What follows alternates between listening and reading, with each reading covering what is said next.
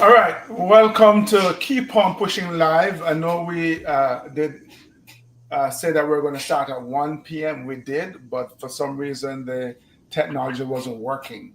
So we had to recreate a whole new stream, but here we are. Um, Welcome, everyone. I'm Devon Harris.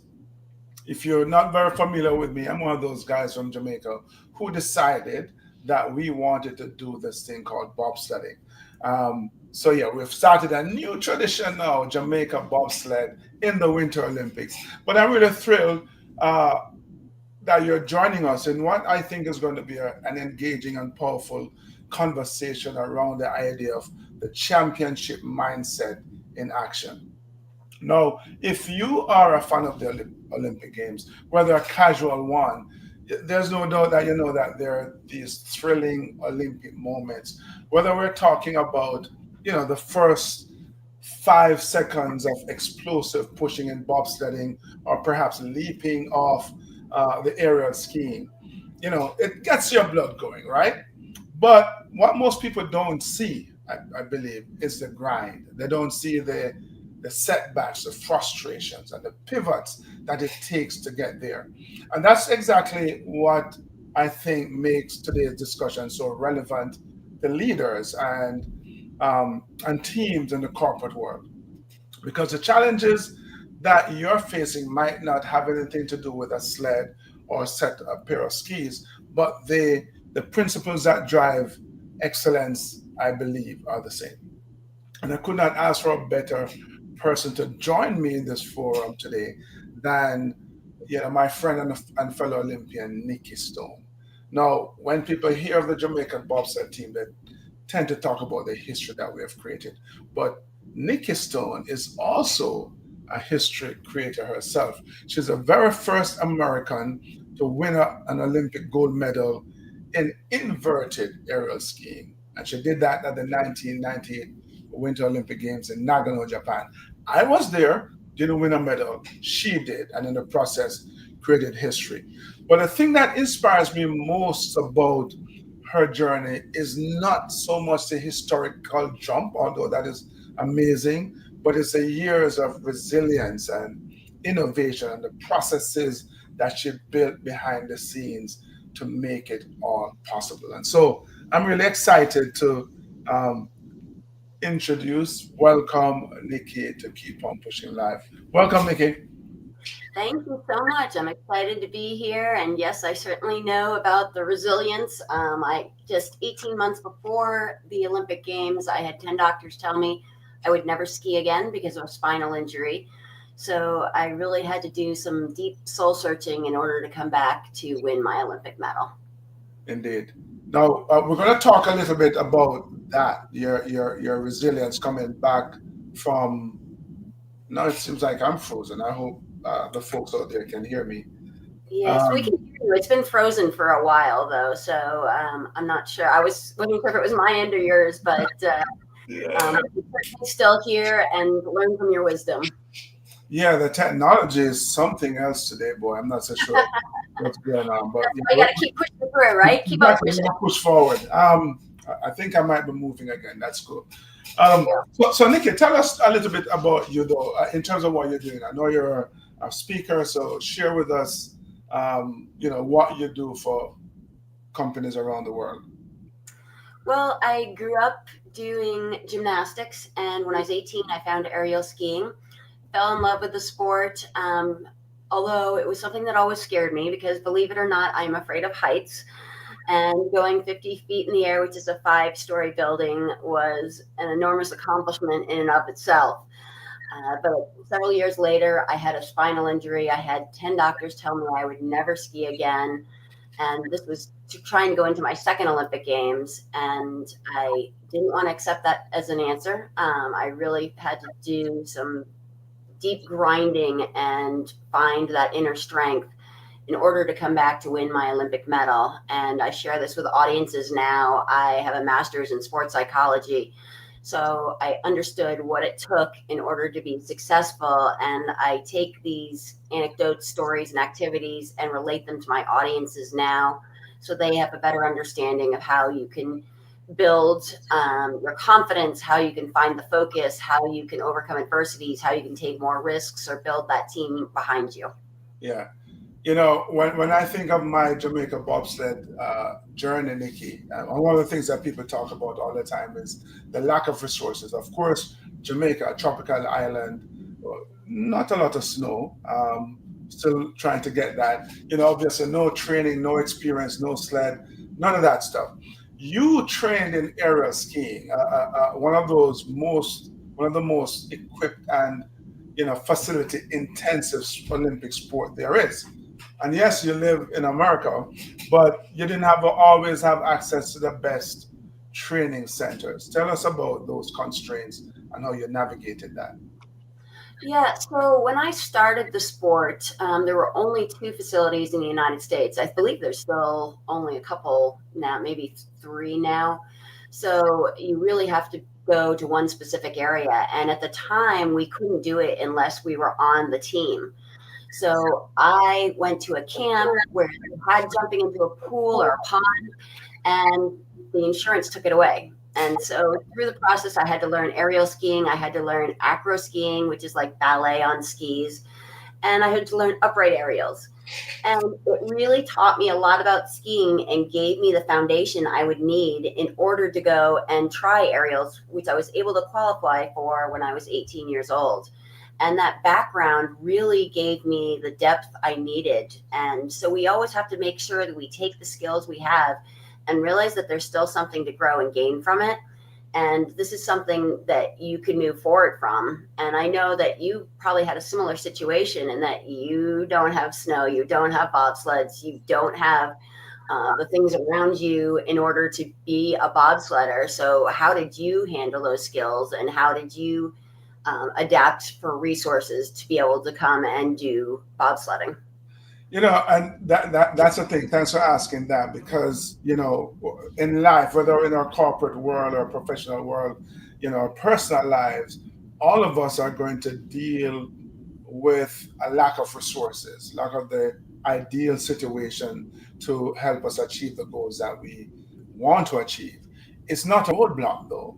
It's just an obstacle that we have to figure out how we're going to cross. And so, yes, trying to bobsled in Jamaica, and I use that term loosely because you cannot bobsled in Jamaica, but you can prepare. There are things you can do, which is what we did. We ran, we lift weights, we made a makeshift sled on wheels, and pushed that to practice our start. So when you're dealing with a lack of resources, when you have these constraints, I think what it does is that it helps you to become more innovative, help you to become creative, kind of think out the box. No training facilities in the US, and even with the limited ones, because you were just getting started, you couldn't qualify for the for the national team to have access to those facilities, but you found a way to work around it. You found a wrap around or a work around, as they say, which is exactly what we did as well. And I think you and I, when we were speaking to our corporate clients, we're sharing those ideas with them. The fact that yes, you may lack the resources, but it's not the end of the world. There's a way to work around that. Am I correct? Exactly. You can't just throw your money at things at times. And so you have to find that way to be innovative, to be creative. And oftentimes, some of the best ideas come out of those moments. And we also, it helps us grow in other areas. I wouldn't be able to ski away from my jumps, going 50 feet in the air to landing on a hill and being able to ski away from it. It's a real challenge if you don't have that skiing background. So you're actually developing skills that you don't even know that you need when you take these other routes. So don't be afraid to explore the areas you're given and find a way to grow within those areas. Mhm. Interesting point. I usually look at it from the perspective of you have developed these skills and acquired this knowledge in a particular area.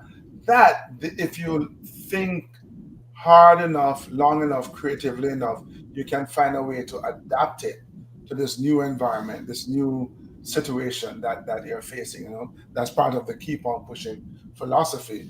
But what you're also saying, what I'm hearing is that, yeah, when you start going down this road, now you also get a chance to build new skills and acquire new knowledge and continue to grow and become successful.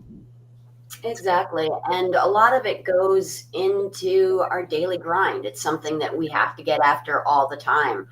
And I'm sure you know about that because there were so many times that, they see you at the Olympics, but they don't know the 5 a.m. wake up times. They don't know all the training that went into it. They just see this team that went and competed at the Olympic Games, but share with everyone what it took to actually get to that place, and how it's not something that was just thrown in your lap and you qualified and you went out there and did your best.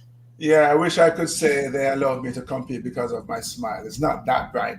But yeah, the 5 a.m. wake up calls are, it's not so bright outside either. I often talk about the shock to the system coming from 96 degrees in the shade to minus 40 degrees, like in Lake Yeah. Placid, remember, and heading down the track in excess of 80 miles an hour, what that wind chill was like. But those are the little things, that I guess maybe we looked at them at the time as little things, but they're actually, in the grand scheme of things, quite big. um, you know, Being willing to do the uncomfortable thing over and over again to, in a way, develop muscle memory and increase your skill set, improve your skill set, so that you can actually make it to the Olympic Games. It might seem, and it is a big dream, and it is a long way off. But when you start doing, you know, being willing to get up 5 a.m. every day, going on the ski slopes, and we're going to talk about your fears in a minute, and fighting through injuries and doing all those other things. It it's like compound interest. It compounds and it explodes, and you're able to achieve your goals. When people, like, I never imagined that you'd be scared of heights. Um, I tell people all the time that, because I joke around and think I'm not joking. I am scared of speed and height, but yes, that's another story. So, to watch you flipping in the air and then to hear you say you're scared of heights. Talk to us about how you worked through the fear, and what that means for someone in the corporate world who might be opening up into a new market and dealing with those uncertainties. Yeah, so when I first saw people jumping, I said, these people are crazy. So I understand when people say it to me now. And for me, I had to make sure that I was just taking that first step. So I went out and did some big single backflips. And then I did them with a twist. And then they had me try something a little harder, to do a double flip. And so I would always be taking these little steps so that that next stage didn't seem so hard and so far. And it was always looking at one step ahead of me rather than trying to imagine what it was like to do triple backflips, because if someone told me that's where you're going to get to, I probably wouldn't have done the sport. I thought it was just fun to try this level, and going out there and succeeding at that level gave me more confidence so that I could then try the next level. And we have to do it hundreds of times into a pool before we're even allowed to do it on snow. So you're constantly building that repetition, constantly building up your confidence so that you can go out there and try something greater. And we have to make sure that we're taking those moments and developing them to find out how we can better what we're doing, because it will help us in the long run. And I found in the corporate world, it's very similar when you're trying something new, something that you didn't think was possible. And when you try to think of it long term, it's overwhelming. And instead, I say, think of that first step. Just think of the one thing that you would do, because it's normal to have fears. It's normal to think that something is outside your realm. But if you just think of one step, one action you could take, and you start moving yourself in the right direction, it really will help snowball and compound from there, so that you can try bigger and harder things. But if you tell yourself no at the start, it's never going to happen. Yeah, I so agree with that. They say the best way to eat an elephant is bite by bite. It's not one giant swallow, And as I'm listening to you, I see the similarities in my sport, which also I think clearly translate in all other aspects of life as well. When you're starting out in bobsledding, you're not going to the very top. You're starting halfway down the track, and then once you have a few runs under your belt and you feel like, well, actually you've survived, you're not dead yet, you can go maybe three quarters of the way up the track and then eventually to the top of the track, and you're sitting in the sled and they're nudging you off as slowly as possible. But what that is doing is exactly what you said. You're building up these repetition, you're improving your confidence, your competence as well, until you get to the point where, yes, in your case, you're flipping 5 stories up in the air, or in our case, we're blasting off a hill starting at zero and going 90 miles an hour. And so, yes, it definitely applies in the corporate world, because people are always um, either dealing with, pushing into new territory, or there's just a new market dynamic that they need to navigate in order to remain viable as a business, as a company. Um, so, absolutely, thank you for sharing that. So, um, you had a spinal injury, and the experts and look, doctors, medical staff, we're not trying to say that you don't know what you're doing, right? But you're still the experts. Um, and I use that term deliberately because I think all of us are experts, not real experts, but people who think they know what it is that we can or cannot do, and seem to want to pass on that information. But you had medical staff telling you, hey, your skiing career is done. You found a way to push past that. Help us with a mindset that helped you with that. Yes. And so for me, I had, once I saw doctor upon doctor upon doctor, it really became challenging to hear, no, you're not going to be able to do this again and again and again. And one day I was looking through a old backpack of mine, and in it was a poem called "You Mustn't Quit." And I pulled out the poem, and it was a poem that was given to me when I was 10 years old from a girl in gymnastics. And just looking and reading that poem, I realized that, these doctors are experts in medical, but they're not an expert on Nikki Stone. And so for me, I knew what I could handle, and I knew that I could push myself. And I found inspiration by other people that had come back from their sports as well. Joe Frazier, I saw a picture of Joe Frazier at that time. And a lot of people knew that he won a gold medal in the Olympics, but they don't know that he did it with a broken hand. And so I figured he needs his hand for boxing as much as I need my back for jumping. So if he could come back from this, why couldn't I? And I started looking for doctors again. I found a doctor in Boston, Massachusetts, who told me I could come back from this, but I was going to have to take big risks. It was going to be incredibly painful. And I was going to go out there and be in a lot of pain. And he was right. But the thing that helped me get through it was a quote by General George S. Patton that said, "Success is how high you bounce after you hit rock bottom."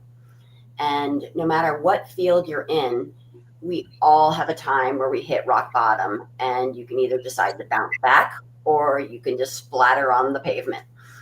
And so we have to find that inner strength in those moments and realize all we are capable of. And you know this better than anyone. When you crash at the Olympics, you're lying at the bottom of the course, and the finish line is still, a ways away. And so you have to get back up. And how did you handle that in that moment and get your whole all your teammates to be behind you? Yeah. I think I know the poem that you're referring to. I don't remember it all, but it says something about when things get hard, as they sometimes will, when the road you're traveling seems all uphill. Um, Give it your hardest hit, but never quit.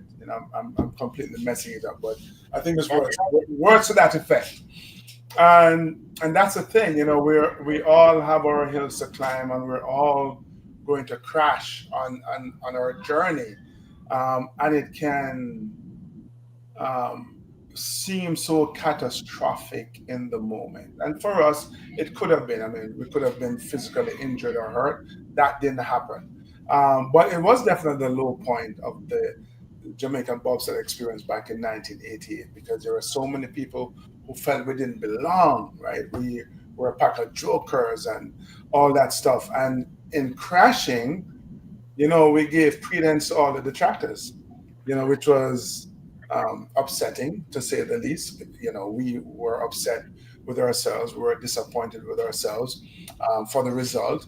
But more than that, we shook it off. We were not going to settle and um, accept that we didn't belong. That failure, which is what it was, um, really rekindled the motivation. It made us more resolute. We were like, well, okay, we crashed, but we know we're so much better than this, and so we're going to come back and train harder, learn more, and try harder. I know in the movie, in Cool Runnings, it suggested that the reason why we crashed was because of equipment failure. No, it wasn't. It was driver error. But we're going to go with the equipment failure story. But talk to me a little bit about your experiences with equipment failure, or perhaps poor weather conditions, and how you were able to pivot and still compete. So I did something, I knew that my spinal injury wasn't going to be the last adversity I was going to encounter. We all have adversities, and it's not a matter of you don't have them, it's how you deal with them. And the best way I found to deal with them is by doing what I called my fire drill. I would plan ahead for the things that would go wrong. And I have a friend, pilot, and he told me when you go from San Francisco to Honolulu, the plane is off course 90% of the time. And the reason they get there is they're constantly making corrections to put themselves back on course. And the best way to put yourself on course is by planning ahead for what could go wrong. So a pilot will say, well, there's bad weather in this area. We're going to make an adjustment. We're going to fly at this altitude instead, because they plan ahead for what could go wrong. And so this is what I did going into the Olympic Games. I tried to plan ahead for everything that we could encounter. So if I wasn't feeling well, I'd still say, I got to get up because this is what I could experience at the Olympic Games.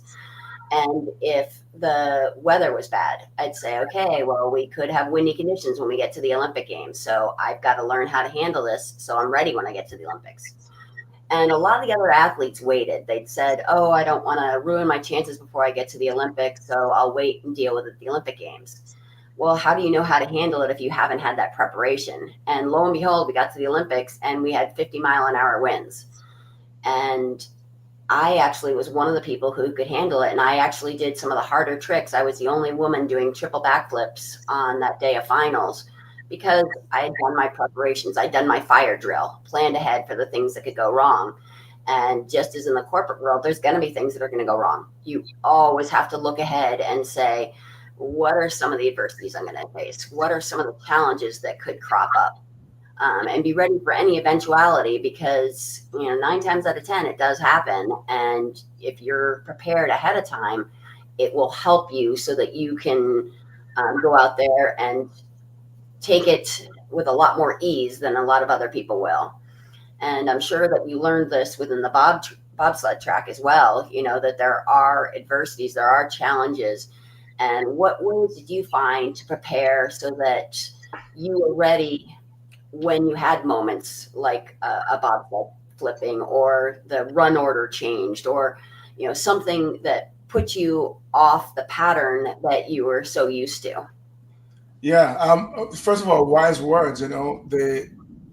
Being prepared so that when you get blown off course, as it were, then you can handle those situations with ease. I think I cheated a little bit at the Olympics, Nikki, in the sense that because I was in the army, I was in the military.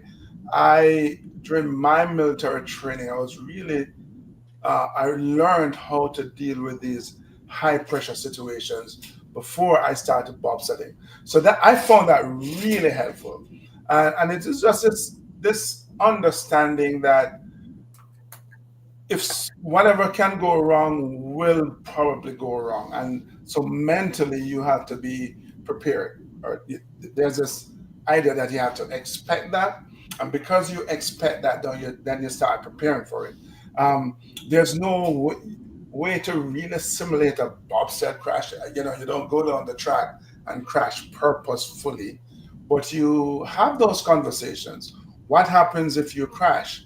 What happens if you crash at the top of the track, or the middle of the track, or near the end of the track? You know, there's and it also depends on which track you crash on, because all of them have their peculiar uh, dangers, let's say. But once you kind of prepare yourself mentally for the worst case scenario, in this case crashing and hopefully not dying, you can then move on from there. Yes, we do have times where the weather will delay a race, and you have to. In fact, I remember being in Albertville, and on the start, this was during training, not the Olympics, but on the start, and the track was held for several minutes, and you have to find a way to stand there at the start and keep yourself engaged, keep your mind and your concentration at a really high level. So you're right. If you're not prepared mentally um, before the event, and something out of the ordinary takes place, then you're thrown completely off your game and you can't perform. Um, and so I think all of us, in a way, experienced that a few years ago during COVID-19. This was something that no one expected. Um, and we had to kind of learn as we go. What I think, and I'll be curious to hear your opinion on this, is, people who are resilient are very adaptive.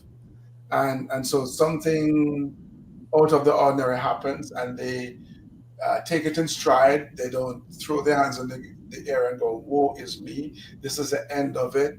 But rather, okay, this is the situation. Now, what do I need to do to move on from there? How do you see this? So yes, I completely agree with you. There are people that handle it better than others, and for me, I actually convinced myself that I liked anxiety, and it was something that shows you how powerful your mind can be. Because I remember going to my first Olympics after I retired, and I thought, "Oh my gosh, I'm so glad I never have to feel that kind of pressure again." And I realized how, at the time, I thought I loved anxiety, I loved pressure. And it was just convincing myself, it was telling myself that this is something you can handle, this gives you a challenge. It was seeing all the positive in anxiety. And who would like anxiety? But that you can convince yourself of these things. So in a business setting, there's so many things that we're not going to like to do. I hated lifting weights, and you may not like making certain calls, but you have to tell yourself there's something you're gaining from this. There's some part of it that you could like. You could turn it into a game with yourself. I remember dating after I divorced. I really didn't want to do it, and instead I turned it into a game. And it was something that got me out there, and I'm now married again, and incredibly happy. But we have to convince ourselves, and it all starts with what happens between our ears. How did you find using your mental game helped you in bobsled? Because it's terrifying to stand at the top of a bobsled course, especially at Olympic Games, coming from Jamaica, where you've hardly even seen snow. How do you get yourself into the mode that you're ready to go out there and perform just by flipping a switch, so that you can think this is something I can accomplish? What I hear from you there is the championship mindset in action. Convincing yourself that you love anxiety when although you don't. I go back to my start in bobsledding, and it may be a little bit extreme, but that's what I needed to do in the moment to be able to go down the track in the first place. I told you, Nikki, I'm not kidding. I am scared of height and and speed. Don't know what's wrong with me. But my first run, and it was from the half mile, so really and truly, you're not really bobsledding. It's so slow, but for me, it felt like I was going a million miles an hour. And I just said to myself, you know what? If I die, I die, but I'm going. And I think sometimes in learning to or figuring out a way, getting ourselves to deal with risks, you have to look at my strategy anyway, is to look at the worst possible outcome. Can you live with that? If things should turn that way, and if you can, then you have to go after that goal. But outside of that is really, it is a mental game. It is talking yourself into getting it done. I started out as a brakeman, and when it was time for me to learn to drive, I just talked myself into it. I just told myself I'm going to be a really good driver. And once you have that tape playing over and over in your head, I think you're able to handle the fear, the uncertainties, the nervousness, the anxiety. Doesn't mean that it's not real, but you are able, because of all the work that you have done mentally, to get past it. I do remember this is many, many years after I stopped competing as well, being at an Olympic track. And you know how places have these scents, smells. And I remember walking past an office and the scent hit me and my stomach churned. And I go, oh, I remember that feeling. Oh, I'm so glad I'm not going on the track today. you know? But yeah, these are things that when we competed, we got up and we did every single day because those were the things that we needed to do, whether it is the daily actions that we spoke about, the 5 a.m. wake up calls, or the mental tricks that we play on ourselves to get us to face the challenge head on every single day. That's the championship mindset in Yeah. action. My grandmother, when I was growing up, she gave me a quote that said, "The brave do not live forever, but the cautious do not live at all."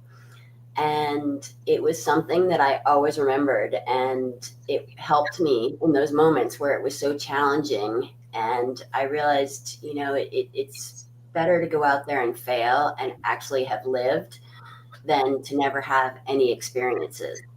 And I'm so grateful for those experiences now, whether it was win or lose, because it doesn't matter what comes up on the scoreboard. That's not what made me happy at the Olympic Games. It wasn't that I won gold. It was that I put a goal for myself and I went out there and accomplished it and pushed myself further than 10 doctors and even myself at one point thought was possible. Yeah. So your grandmother is a wise lady. Um, Yes. the brave may not live forever, but the timid, those without courage don't live at all. And that is so true. I think that encapsulates that championship mindset for me. Um, and you're absolutely right. It's, clearly I didn't win a medal at the Olympic Games, but it's the journey though that a lot of people seem to think that is an end point. It's hitting the leaderboard or dominating the market or your industry. While those feel good, it's an individual journey, it's a team journey, seeing the team coming together, working cohesively, working as one, going through the ups and downs um, to get to wherever it is that they get. But you can't take away that experience and the growth and the sense of satisfaction that you get from the journey that stays with you, um, and allows you now to take on the next challenge, the championship mindset in action. Right. Yeah, it really is important to have those moments and to appreciate where you've come from because it's so easy to get caught up in your failures and to feel like I'll share a story. At my first Olympics, I was third in the world. I was the American that was expected to medal at those games, and I crashed and didn't achieve my goal. And I felt like such a failure at the time. And it was because I was so focused on winning. I was first after the first round in semifinals, and I started thinking about winning, and I started thinking about the results and how I could come home with Olympic medal. I could be on a Wheaties box. They'd have parades for me when I'd get home, and I'd be on all the late night talk shows. And I was so focused on that that I forgot the steps that I needed in order to accomplish my goal. And it was really important for me in my second Olympic Games to not think about the end results, to not worry about the applause I'd get, to not worry about the Wheaties boxes or the shows I'd be on. It was the steps that were most important. It was make sure that I was focusing on my take, make sure I was focusing on what I'd do for my jump. So all these steps that I had to take were what going to help me get that end result. But if you're only focused on that result, you're never going to be satisfied because there's always going to be something further to push yourself for. And so you have to make sure that you're setting, those steps in place. And just as in the corporate world, we have to make sure those steps are what's most important. It's not the raise. It's not the applause you're going to get from someone at a meeting. It's really about accomplishing our own goals and making sure that we're taking the steps in order to accomplish those personal goals. And for you, I'm sure it was the same. No, you didn't walk away from the Olympics with a medal, but at the same time, you accomplished something so great. And so how did you turn it around? So instead of looking at the results, you could still feel that sense of accomplishment. Yeah, I mean, so first of all, I think you're absolutely right. And all of us, we need to start with that end goal, right? That's the thing that motivates us, that gets us getting up every day, doing the little things that we need to do. But that's where the important strategy lies in doing the little things that we need to do, even when we are zoning in on the goal. So when you're at the Olympic Games, do you want to win the medal? Do you want to win the gold? Yes. But in the process, the the the effort shouldn't be focused on the goal itself, but the goal should be on completing the simple or small or intermediate tasks that will eventually lead you to the goal. Because focusing on the goal, as you just explain, describe to us, can derail you, right? And so that was the case for me as well.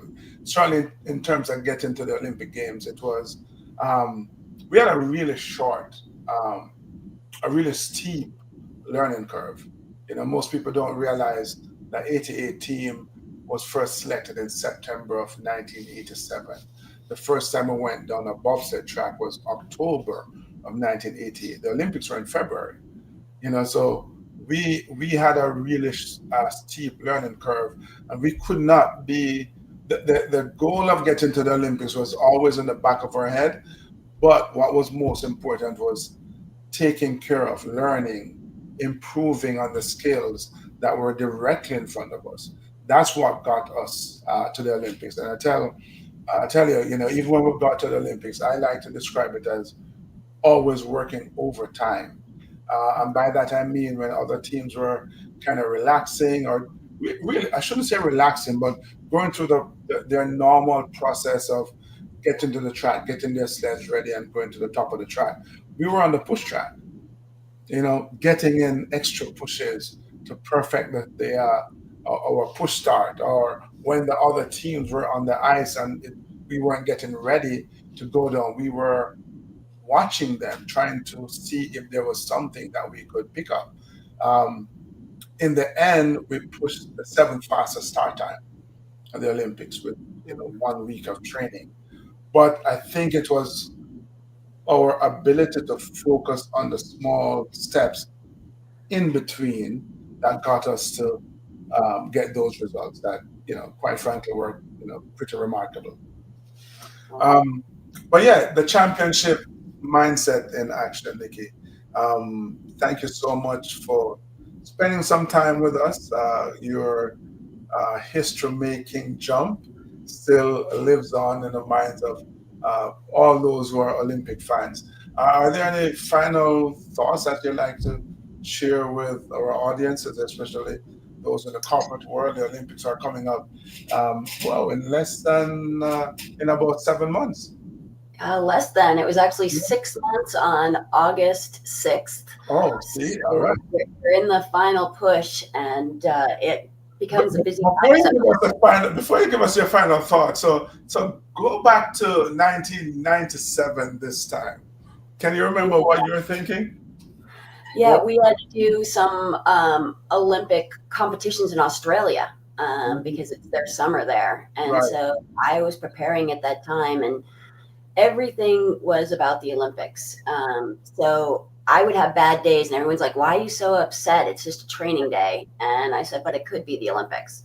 Yeah. And so everything was aiming towards that goal and trying to work, and so I put myself in that phase 6 months earlier and Hmm. started planning ahead for what could happen at the Olympic Games. And as I said earlier, that I did my fire drill to make sure that everything was in place. And it did take, it was a lot of pressure. It's a lot of pressure leading into the Olympic Games. But it was so rewarding when I actually got there and knowing that I put in all that hard work. And whether it had been a gold medal or any other color medal or no medal at all, knowing that I'd put in the work, achieved my goals, it wouldn't have mattered if I was standing on the podium or not. But when you do get to hear your anthem play, standing on the podium, watching your flag raise, there is nothing in the world that will beat that, because it is so great to know that your efforts are representing an entire country. And I kept shaking my head because I couldn't believe it was a reality. And I get emotional when I see other people on the podium. But listening to my anthem play, it was so surreal. And that's the thing I'm looking forward to the most at the Olympics, is watching the faces of the athletes as they're standing on the podium, realizing a lifelong dream has just come to fruition, and you have an entire country behind you, and watching your flag raise and listening to your anthem. It's that moment where you realize, I'm here representing my country, and I've just put everything on the line for the Olympic Games, and it's taken a lifetime to get to this moment, but I can finally exhale and shout out because I just won the dang Olympics. Indeed. Um, how long did it take you to kind of get that out of your system? This this thought that, I could still compete. I should probably still be competing. Did that take a while? Uh, no. I competed for one more year just because, mainly because of contracts, but my body was not holding up. I wasn't able to have surgeries for my back, and I just competed for that one year, and it was a challenge to come back for the Olympics at all. My back is not great. It's still withstanding now, but I still have pain from time to time. And so it was really hard to push through those Olympics. And I knew that if I continued, I probably wouldn't be walking. Now that I'm over 50, I would probably be in a wheelchair. Yes. So I knew it was time to hang things up. How about you? Were you at the place where you knew it was time to be done, or did you want to keep pushing forward? I tell you this, I remember being at the Olympics. I remember being at the opening ceremony in Salt Lake City in some room somewhere, a whole bunch of people. And I just happened to look across the room, and there was this girl, an American girl, an Olympian, who had just retired as well. And the look on her face described exactly what I was feeling inside. This thing that, man, I should be there, And I remember being at the race in Park City and thinking to myself, there's no reason I shouldn't be in this race. Like I used to beat him. I used to beat him. I used to beat him. So I don't know. Maybe around about by the time I got to 2010, I was like, yes, it's out of my system. We, and part of that too was my body. And I just 18 months, just a little over 18 months ago, replace both knees. Two of the best knees money could buy. But you realize after a while that your body just won't hold up to the rigors of what you need to do in order to compete at the Olympic Games. Um, but yeah, it's been. You're absolutely right, though. Just marching in the opening ceremony for me, being in the Olympic Village, meeting all these people, being able to say yes, I'm an Olympian, um, meant the world because it represented this idea that you can go chase a seemingly impossible dream, um, go through all the challenges, the climb this incredibly steep learning curve, bounce back from failure, deal with your own frustrations, um, shoulder, deal with the anxiety, shoulder the dreams and aspirations of a nation. And then, walking away knowing that, whatever the result is, win, lose, or draw, you gave of your best. And I think, um, I know that in the corporate world, the standards can be a little bit different in the end. It's like, did you close a sale or not? What are your what are this quarter's numbers? And I'm not saying that that point of view is not important and the numbers are not important, but I just encourage our friends in the corporate world to also look at the effort, look at the growth. Did you grow? Did you learn? What can you take from this experience, although you may not have hit the numbers, to give you a better chance of hitting the numbers next year? Which is why we're having this conversation about, you know, having a championship mindset and putting that in action. Yeah. And I think it's important to always have lofty goals, because if you're reaching all your goals, then you're not setting them high enough. I could walk away and say, I'm a failure. I only got one medal if I compare myself to Michael Phelps, but you have to look at your own accomplishments and realize how far you've come. Because as I said earlier, you're never going to be satisfied if you're always trying to just accomplish one goal of having that scoreboard say that, you've won, or you have your company tell you you've reached, this number of goals. It's something to push for and strive for, but it's important to always push ourselves, because you could set a new goal tomorrow and want to push it further. And so you always have to be striving, but be satisfied with how far you've come as well. Yes, yes, Nikki. You're not a bobsledder, but you sound like one. You always have to find a way to keep on pushing, which, clearly it's not just about bobsledding. It's really about that journey of life where, you have to look to be growing, improving, but also finding a way to get past the obstacles that's standing between us and our goals.